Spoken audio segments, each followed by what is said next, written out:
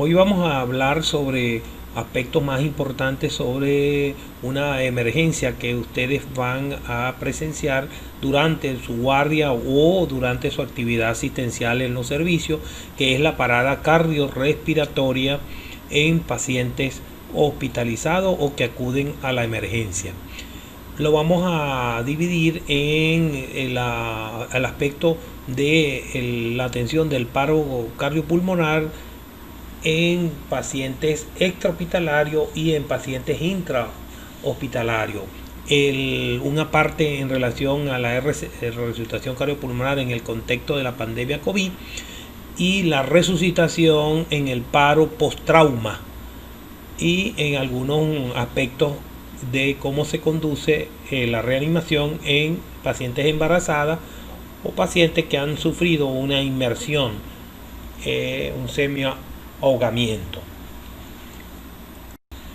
En relación a cómo nos conducimos ante una parada cardiorrespiratoria en un paciente, vamos a revisar la cadena de sobrevivencia, que consiste en una serie de evaluaciones y acciones que hace el equipo de paro para atender adecuadamente a esta verdadera emergencia.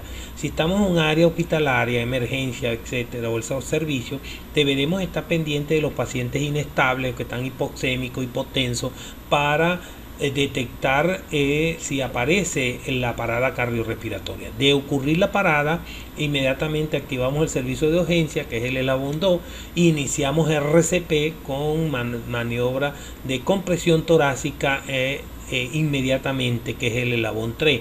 En lo que llega o tenemos disponibilidad del desfibrilador, miramos si el ritmo es chocable, es desfibrilable. Si es desfibrilable, desfibrilamos. Si logramos que se recupere el ritmo cardíaco, ese paciente no debe permanecer en el servicio, debe pasar a unidades de cuidado crítico o de cuidados avanzados o en coronario. Y que es el quinto eslabón o el sexto eslabón, es la atención de todos los cuidados post-paro en estos pacientes y iniciar la recuperación de las constantes vitales y cerebrales.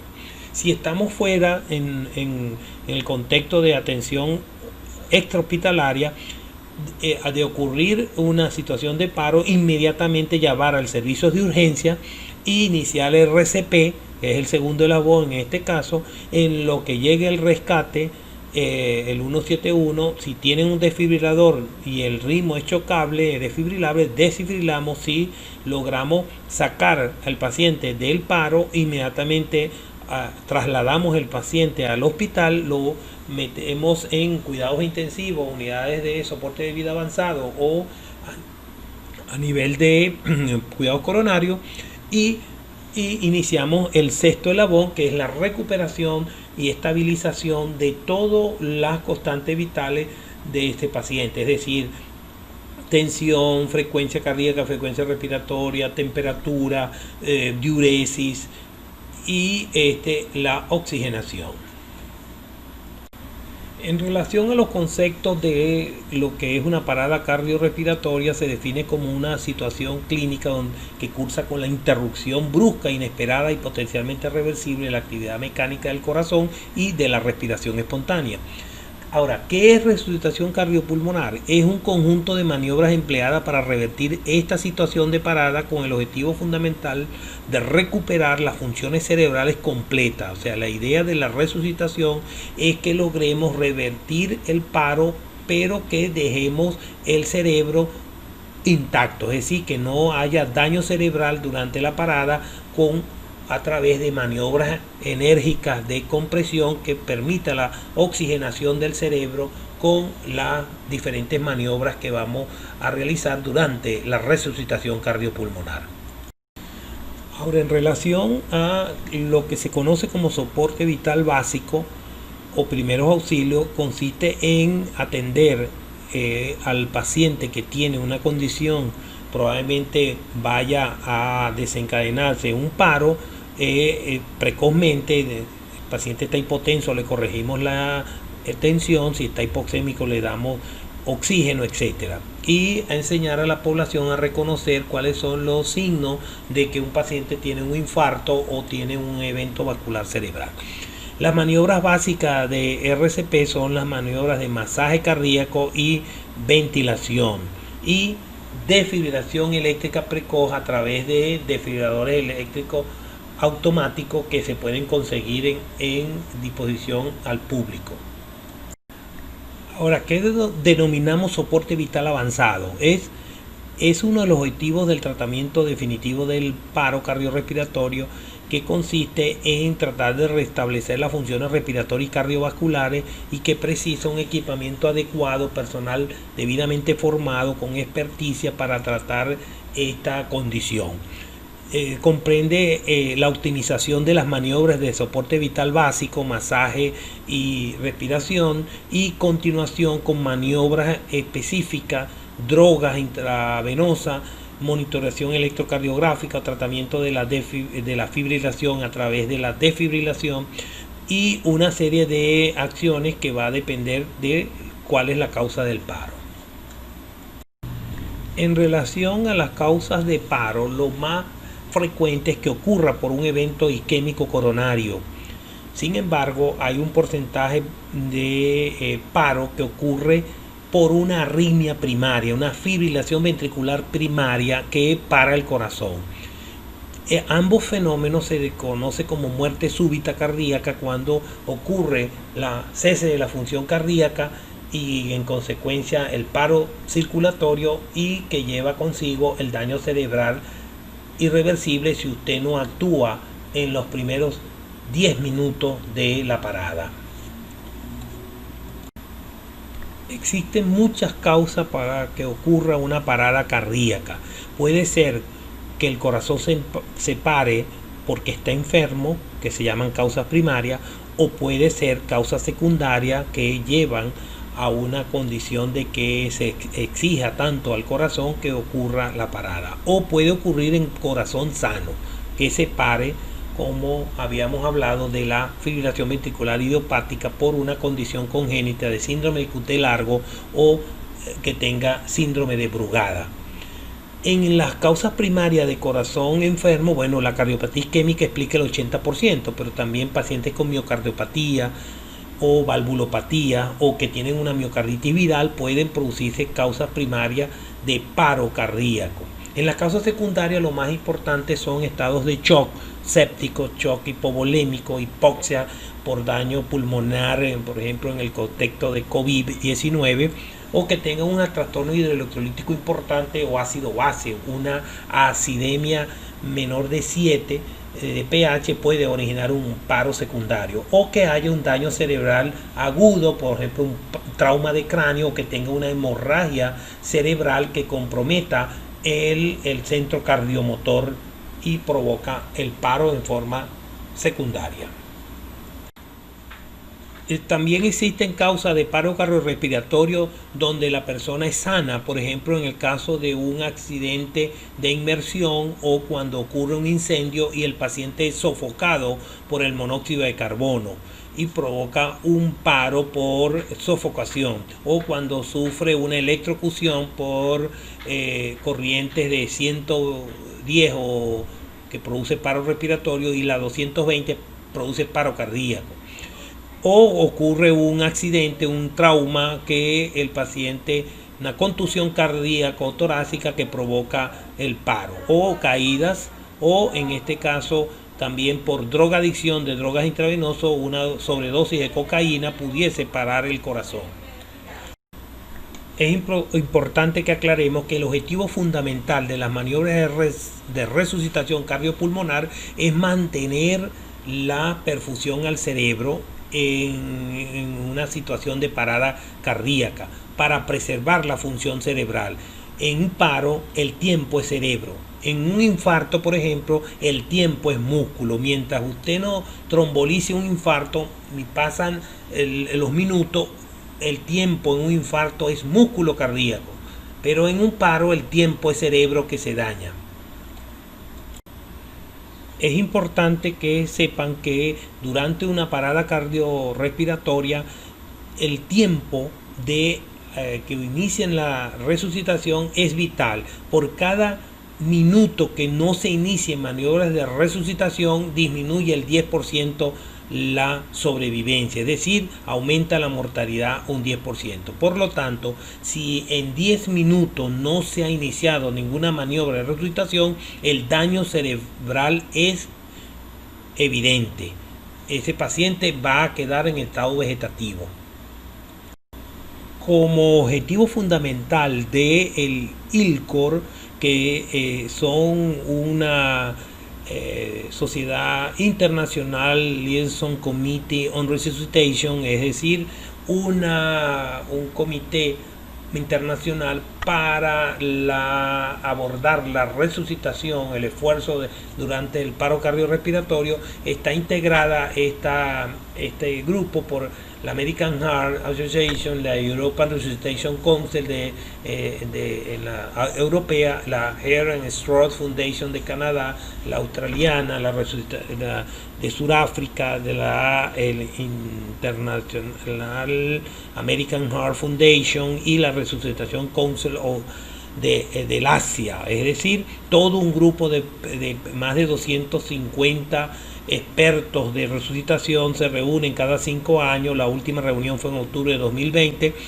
en presencia de la pandemia COVID-19 y se establecieron todas las recomendaciones para la atención del paciente en paro cardiorrespiratorio.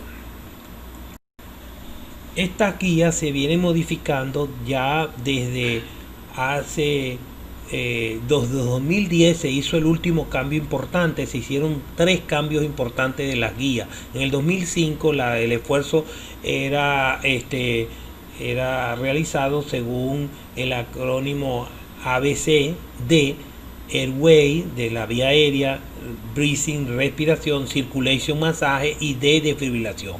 Es a partir del 2010 que se cambia esta forma iniciando la reanimación a través de la compresión, después la vía aérea y después la respiración, porque se había visto de que el masaje se iniciaba casi 2 minutos después de que un paciente estaba en paro. Por eso el primer cambio es iniciar compresión primero y no la vía aérea. El segundo cambio en relación a los esfuerzos de resucitación es agregarle un 5.º eslabón a la cadena de sobrevivencia, que era los cuidados post-paro. Eso ocurrió también en el 2010. Reconocimiento inmediato del paro y activación del servicio de urgencia, el primer eslabón. RCP precoz, empezar los masajes inmediatamente en lo que llega el desfibrilar si es chocable el ritmo, soporte de vida avanzado en estos pacientes y una serie de medidas, que es el 5.º eslabón, de cuidados integrados post-paro cardíaco. El tercer cambio de los esfuerzos de resucitación lo da la experiencia japonesa, donde ellos habían observado que cuando la persona que está resucitando es lega, es decir, que no tiene información sobre cómo actuar en el paro, muchas veces el protocolo se veía entorpecido por la inexperiencia. Por lo tanto, el tercer cambio es que en las personas que están resucitando y no tienen experiencia, no tienen formación en RCP o algún estudio médico, tienen que darle masaje continuo sin darle ninguna respiración, todo continuo hasta que llegue el rescate, continuo, masaje continuo sin detenerse, con buena compresión, más o menos 5 centímetros de profundidad, para que haya más impulso a nivel del corazón de bombeo de la sangre. Se observó que el grupo japonés demostró que durante el masaje se observa la perfusión, mantiene el flujo al cerebro. En lo que usted deja de comprimir porque está haciendo alguna maniobra de permeación de vía aérea o dando respiración, esa perfusión cae y deja de perfundirse el cerebro y el corazón. Por lo tanto, en personas que no tienen entrenamiento y que pierden tiempo, debe de mantenerse el masaje continuo. Otra evidencia de la utilidad de del masaje continuo en el tórax en pacientes que están en paro lo aporta el grupo de Tucson, Arizona, donde en atención prehospitalaria demostraron que cuando el rescate arriba, la persona que provee la masaje da 200 compresiones torácicas, analiza si tiene un ritmo que puede ser desfibrilable. Si no, se continúa 200 compresiones más, vuelve a analizar. Si no es chocable, si no hace el shock, si la arritmia es fibrilación ventricular o taquicardia ventricular sin pulso, puede desfibrilar y continúa 200 compresiones más y un cuarto ciclo de 200 compresiones. De manera pues que ellos han demostrado cómo con esta práctica han aumentado los porcentajes de sobrevivencia de los pacientes prehospitalarios que están en paro. El grupo de Tucson, Arizona también demostró con imágenes ecográficas que cuando ocurre el paro en fibrilación ventricular, la sangre del territorio arterial se desplaza hacia el territorio venoso y el ventrículo derecho es distendido y compromete la precarga del ventrículo izquierdo, de manera que cuando uno da el masaje la desplaza esa sangre del territorio derecho y puede hacer que la descarga sea mucho más efectiva para recuperar el ritmo sinusal. El mismo grupo publica en el American Heart Association las guías para la resucitación en pacientes extrahospitalarios y demuestra que cuando se aplican las guías usando la compresión más la ventilación o RCP estándar, la sobrevivencia es 7.8. Cuando se hace con solo compresión aumenta a 13.3, dobla la sobrevivencia. Y cuando se le logra aplicar descarga al paciente, porque cuenta con un desfibrilador, de 17.7 de sobrevivencia en la forma de RCP estándar se aumenta a 33.7 de sobrevivencia, con lo cual se demuestra que cuando se hace con solo compresión más uso de desfibrilador se logran duplicar la sobrevivencia de los pacientes que están en paro cardiorrespiratorio extrahospitalario. En resumen, es importante decir que los aspectos más importantes de las guías establecida en la última reunión de octubre de 2020 del American Heart y todo el ILCOR demostró que debemos hacer énfasis en un paciente en paro cardiorrespiratorio con una resucitación cardiopulmonar de alta calidad.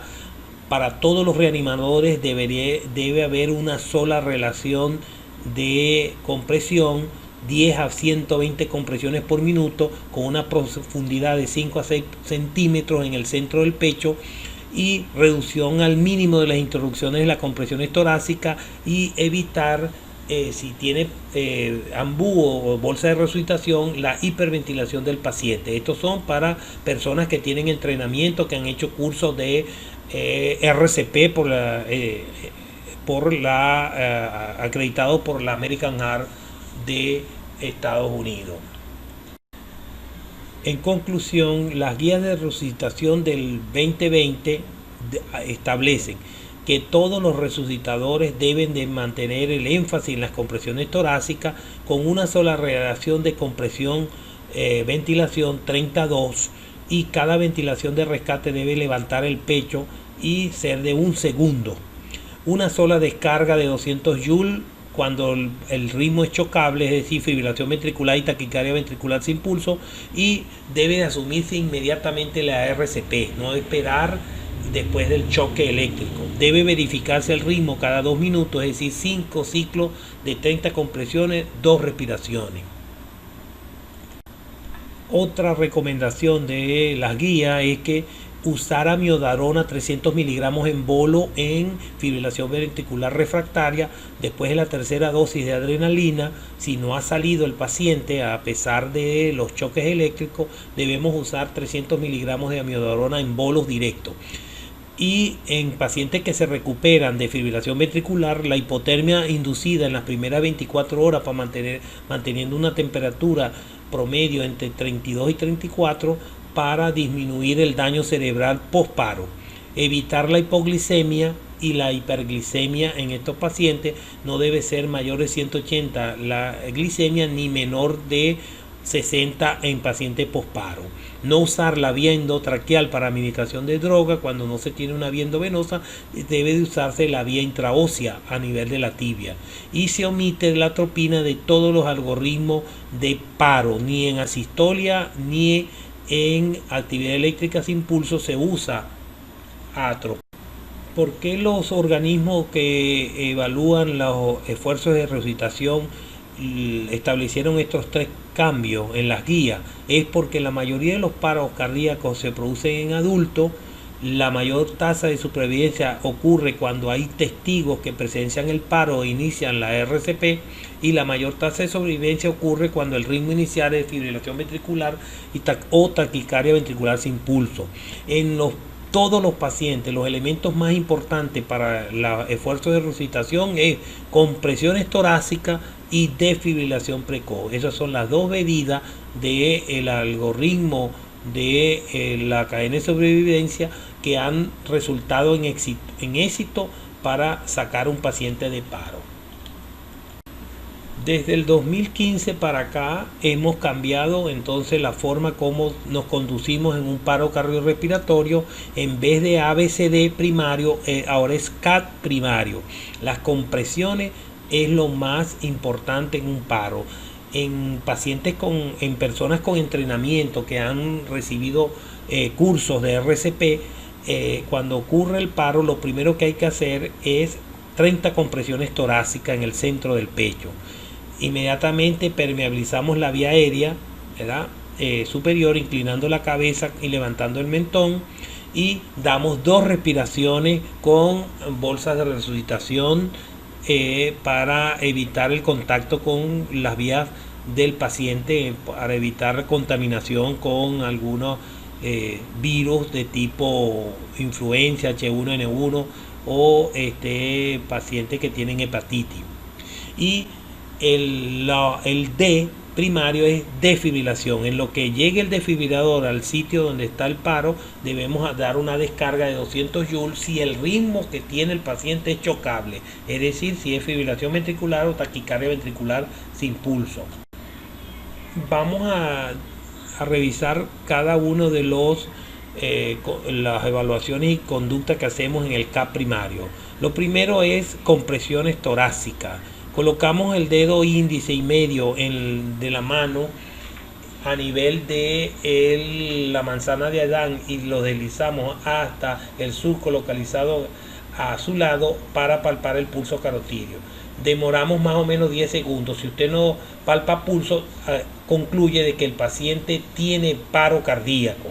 Inmediatamente va a asumir las compresiones torácicas. Esta maniobra es para diagnosticar paro cardíaco. Con los dedos que estaba buscando el pulso carotidio, lo desliza por el borde inferior de el emitor derecho y coloca el dedo medio sobre la apéndice sifoide, y sobre estos 2 dedos coloca el talón de la otra mano y amarra su mano en el centro del pecho para iniciar la compresión. Una vez que usted esté posicionado sobre el centro del tórax del paciente, con los codos extendidos, comienza a hacer compresión a una profundidad de 5 a 6 centímetros y a una frecuencia de 100 a 120 por minuto, contando en voz alta cada compresión y efectuada para llegar hasta 30.000, comenzando 1.000, 2.000, 3.000, 4.000, 5.000 hasta 30.000. Eso, en ese ritmo usted puede lograr dar 100 a 120 compresiones por minuto. En la diapositiva se muestra cuando están 2 rescatadores haciendo la resucitación. El que está en el pecho da 30 compresiones y el que está en la vía aérea superior da 2 insuflaciones. Aquí se muestra dando la respiración boca a boca, pero eso no debe hacerse en el contexto de la pandemia COVID-19 no puede darse respiración boca a boca, a menos que usted tenga un dispositivo que tenga un filtro EPA para evitar ser aerosolizado el virus que tiene el paciente. De manera pues que se hace 32 cuando usted tiene un dispositivo para dar respiración. La segunda maniobra de la RCP es la permeabilización de la vía aérea con la maniobra universal de inclinación de la frente y levantamiento del mentón. Debe de hacerse con la mano en la frente y los dos dedos en el mentón para permeabilizar la vía aérea y que permita dar las respiraciones respectivas. La segunda maniobra para permeabilizar la vía aérea consiste en la luxación de mandíbula cuando sospechamos lesión cervical, porque el paciente ha tenido un latigazo cervical y hay sospecha de que hay inestabilidad en la columna cervical y que la hiperextensión del cuello puede lesionar la médula espinal. Por lo tanto, colocamos ambas manos con los 4 dedos en el ángulo mandibular derecha e izquierda, levantamos la mandíbula y la luxamos de la temporomandibular, abrimos la boca para que permanezca abierta y la lengua se desplace de la orofaringe y permita la vía expedita de la entrada de aire. La maniobra de luxación de mandíbula entonces se realiza cuando sospechamos lesión cervical. ¿Y cuando sospechamos que hay lesión cervical? Cuando el paciente viene de un accidente de tránsito con escoriaciones en la cabeza, cuello y región supraclavicular, lo cual significa que hubo una biomecánica el impacto sobre la frente y provoca una lesión de latigazo. O cuando hay muertos o proyección de ocupantes, significa que la velocidad del auto era importante y se sospecha que la fuerza cinética sobre el paciente es posible que haya producido una lesión cervical. En accidentes de inmersión también se sospecha lesión cervical cuando el paciente se lanza y su cabeza pega contra el fondo del río o es arrastrado por una ola en el mar y le hace lesión cervical. Y en la electrocución, cuando el paciente es electrocutado y cae de cabeza desde una altura importante, se produce lesión cervical. Estas son las 3 condiciones donde no debe realizarse la maniobra inicial universal de inclinación de la cabeza y levantamiento del mentón. La tercera maniobra de permeabilización de vía aérea consiste en la maniobra de barrido cuando tenemos líquido en la cavidad oral y tenemos que hacer el barrido de ese líquido, o aspiramos glera con una succión, o retiramos prótesis dental para evitar que haya impactación de la prótesis hacia la vía aérea superior. La cuarta maniobra para permeabilizar la aérea es ante una situación o base, es decir, obstrucción de vía aérea por cuerpo extraño, donde debemos reconocer la señal universal de atragantamiento de obstrucción, que consiste en que la persona tiene la mano en el cuello, está morado, no habla y los ojos desorbitados por la asfixia que está ocurriendo en ese momento. Esa es la señal universal de obstrucción de vía aérea. Una vez reconocida la señal universal de obstrucción, se aplica la maniobra de Heimlich, que consiste, si la persona está consciente, rodearle con ambos brazos, colocando el puño en el epigastrio, en la boca del estómago, y haciendo 8 a 10 compresiones sobre la parte inferior del abdomen. Y si el paciente pierde la conciencia porque permanece la obstrucción, acostamos el paciente y ahora con el talón de la mano comprimimos en el epigastrio haciendo 8 o 10 compresiones para tratar de desobstruir la vía aérea. Para dar las respiraciones no debemos hacerlo directamente boca a boca por el peligro de contaminaciones con virus, y por ello se usan aditamentos como es la máscara de bolsillo o Pokimask, que tiene una válvula unidireccional que no permite la contaminación con el aire exhalado del paciente, o el campo facial de resucitación, que se coloca sobre la cara del paciente y permite darle respiraciones sin que haya contacto con la saliva del paciente. Pero para dar una correcta reanimación debemos usar es la bolsa de resucitación AMBU, que permite que no haya contacto con la vía respiratoria del paciente y el resucitador. El uso correcto de la bolsa AMBU de resucitación debe de solicitarse que tenga reservorio de oxígeno y conectarlo a una fuente de pared de oxígeno para que le aportemos al paciente una fracción de oxígeno del 90 a 100%. Cuando no se usa AMBU con bolsa reservorio, a pesar de que usamos oxígeno, solo le aportamos un 40% de oxígeno al paciente durante la maniobra de respiración con AMBU. En relación a la respiración boca a boca, normalmente en el contexto de la pandemia no se recomienda practicarlo con personas que están en paro en la calle o en los hospitales, pero sí se enseña porque usted debe de saber darlo por si acaso en su casa o un familiar suyo usted tiene que darle respiración boca a boca, de manera que se enseña esta técnica. Consiste en la mano que estaba en la frente, inclinando la cabeza, desplaza sus dos dedos, pulgar e índice, y coacta la narina, tapa la nariz, y la mano que estaba levantando el mentón permanece igual y usted coloca su boca sobre la boca del paciente en paro. Produce 2 insuflaciones de un segundo, un segundo para insuflar, un segundo para que bote el aire. Como son 2, van a durar 4 segundos.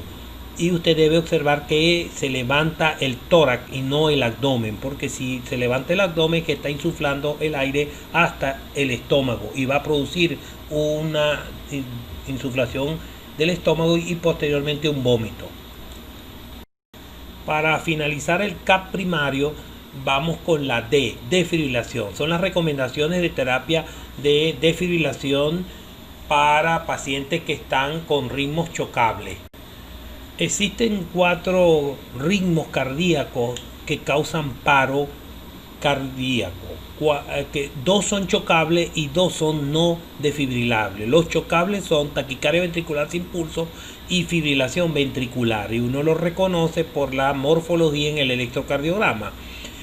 Los ritmos no desfibrilables son actividad eléctrica sin pulso. Usted ve la actividad como un QRCT normal, pero cuando toca el pulso no tiene, y la sistolia, que es un ritmo isoeléctrico en el electro. Esa es la sistolia. Estos son los 4 ritmos, 2 chocables y 2 no desfibrilables. Para resolver una situación de desfibrilación en pacientes fuera del contexto hospitalario, existen desfibriladores automáticos externos que están en los sitios de afluencia de público, estadios, terminales de pasajeros, aeropuertos, etcétera. Y usted, ante una situación de paro donde se sospecha fibrilación, usted le coloca los 2 electrodos en el tórax del paciente. El aparato tiene 3 botones: encendido, el amarillo, que es analizar, y el rojo, descarga. Aparece en la pantalla de cristal líquido descarga indicada. Usted aprieta el rojo y se produce la descarga. La diapositiva muestra la forma correcta de colocar los electrodos en la parte anterolateral, uno en la región infraclavicular paraesternal derecha y la otra en la línea axilar media a nivel del quinto espacio intercostal. En nuestros hospitales, sin embargo, contamos con los cardiodesfibriladores avanzados, los cuales tienen también 3 botones, 1, 2 y 3. Uno es selección de la descarga que le vamos a administrar, que son 200 joules, 2 carga, y apretando simultáneamente los 2 botones 3 en ambas paletas producimos la descarga de desfibrilación. En la diapositiva se muestra la forma correcta de colocar las paletas del desfibrilador. Una la que dice esternón, en realidad no va sobre el esternón, va en la línea media clavicular derecha, paraesternal derecha, infraclavicular, debajo de la clavícula derecha paraesternal. Y la que dice APEC no va en el APEC, va en la línea axilar media izquierda en el quinto espacio intercostal. haciendo una compresión de 10 kilos sobre el tórax para evitar quemadura de la piel en el momento de la descarga. Es importante que sepamos que hay un momento oportuno para aplicar la descarga. Fíjese aquí, muestra la diapositiva, cuando a un paciente se le aplica la descarga a los 10 minutos de estar en paro, la sobrevivencia es cero. Pero si en el segundo trazado se muestra que alguien inició la resucitación cardiopulmonar en los primeros 2 minutos y la desfibrilación se hizo a los 10 minutos, también la sobrevivencia aumentó un poco de 2 a 8%. Cuando el tercer trazado muestra un paciente en fibrilación ventricular, se le inicia la RCP a los 2 minutos y la descarga se le da a los 7 minutos, aumenta la sobrevivencia 30%. Y en el trazado inferior se ve que el desfibrilador se le llega y se le descarga a los 4 minutos y la sobrevivencia aumenta 30%. En terapia intensiva, nuestro porcentaje de desfibrilaciones son exitosas en más del 80%, porque el personal avisa que hay un ritmo probablemente de paro con fibrilación, inmediatamente se descarga antes del primer minuto y la porcentaje de éxito son más del 80% en cuidado intensivo. Finalmente, para terminar el CAP primario, el golpe precordial está indicado solo en paro presenciado. No se debe realizar golpe precordial después del primer minuto del paro, porque se sabe de que no tiene ninguna utilidad. En los primeros minutos de ocurrir el paro cardíaco, el golpe en el pecho directo, desnudo el pecho, provoca 75 joules de descarga eléctrica con el puño. Por ese nivel de descarga es suficiente para desfibrilar un corazón que está fibrilando en el primer minuto.